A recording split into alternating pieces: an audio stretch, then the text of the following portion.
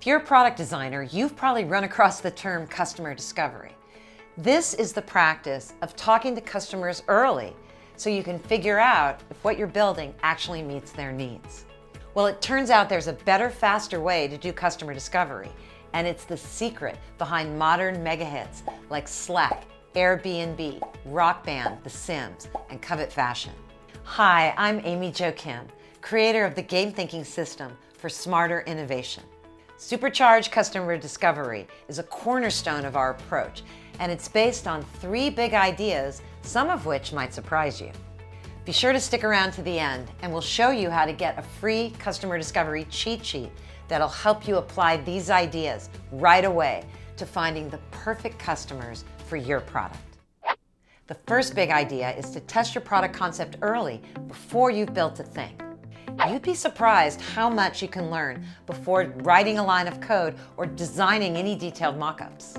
While you can't get your product into people's hands, you can discover whether they have the problem you're trying to solve and how they're currently trying to solve it. People who don't know how to do market research often feel like it's a waste of time. They're eager to get going and they want to build something right away. Because I'm an engineer and designer by background, I've made that mistake many times. As Peter Drucker says, there's nothing quite so useless as doing with great efficiency something that shouldn't be done at all. To illustrate this, here's a story from one of our game thinking students. Most of the people feel that they don't require any kind of process. They don't require any kind of market research before they step into the sexy world of product development or of entrepreneurship. I mean, now that I'm aware of a system that can really help, it just seems very counterintuitive and very counterproductive, really.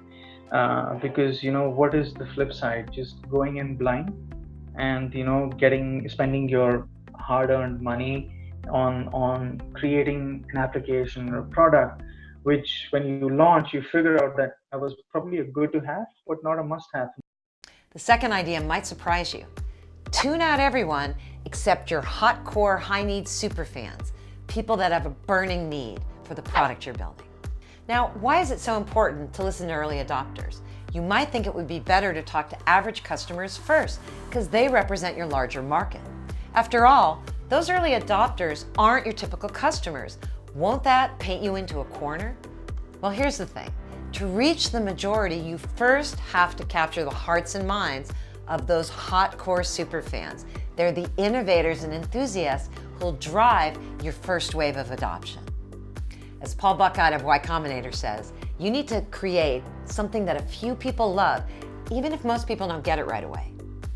Now, superfans have 3 defining characteristics. 1, they have the need your product fills. 2, they know they have that need. And 3, they're actively doing something to try and fill that need, even if it's clumsy. Here's the great news about superfans. They won't just give you a thumbs up or a thumbs down on your product. They'll dig in and help you make your idea better because they care passionately about getting their problem solved. For instance, when Ambikesh interviewed superfans for a travel agency app, he uncovered behavioral patterns that vaulted that app over their competition. And one very remarkable thing that happened was during these superfan interviews that we were doing, we were able to see a very clear pattern. That was the most popular feature. People loved it. In fact, recently, again, I was talking to the VP there, and he said that for some reason they had to sort of pull it down for a week or so. And people just went crazy when you're getting this feature back. We want this. They're loving this. Why have you taken it down? The third big idea is a practical one that you can use right away. Find potential superfans with a short screener and then interview the best candidates. Your goal here is efficiency. You don't want to waste time talking to everyone. You just want to talk to superfans and ask them pointed questions that will help you uncover insights to make your product better. The biggest value that going through the program has given me is that it cut corners. And so, the clock is ticking for us. The clock is ticking on how long it can take us to get to good design, and then development's the long pole. You don't want to be spending time having bad interviews and sending out bad surveys, or, well, in the worst cases, developing something that you shouldn't have developed in the first place. Most recent set of interviews we did, we had, used a lot of your tools. And I think the next round of interviews we did, we got a lot more information. We were a lot more efficient in the way in which we, identified students, framed our questions, were able to get, more insights and deeper insights.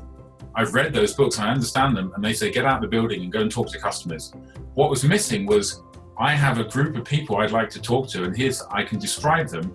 How do I find those people? How do I find the right people to talk to? How do I talk to them? What do I actually do?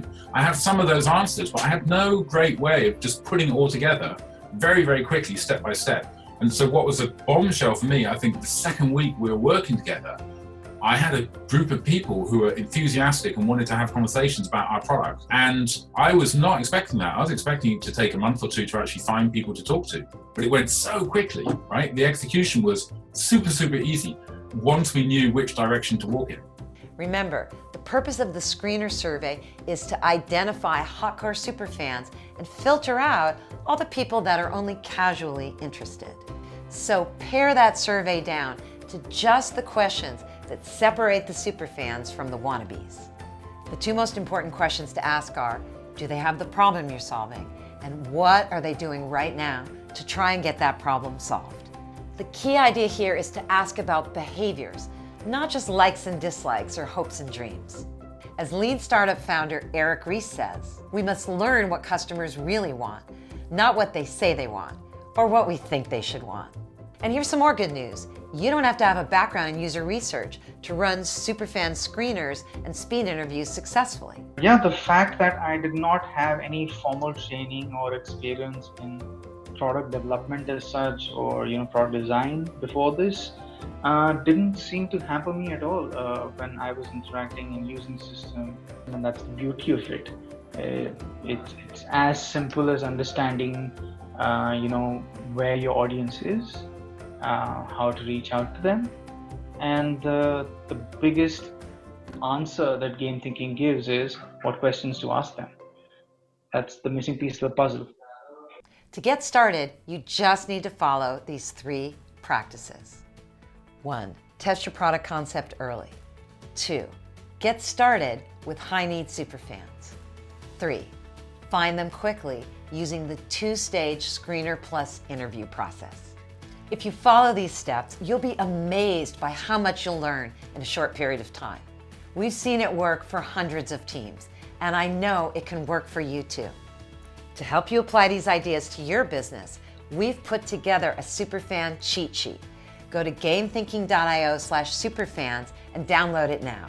The link is in the description. Did you enjoy this video? Give me a like or leave me a comment and tell me what you'd like to see more of. And if you want more product design tips just like this, make sure to subscribe and hit that bell so you never miss a thing. I'll see you next week, right here on Game Thinking TV. Bye for now.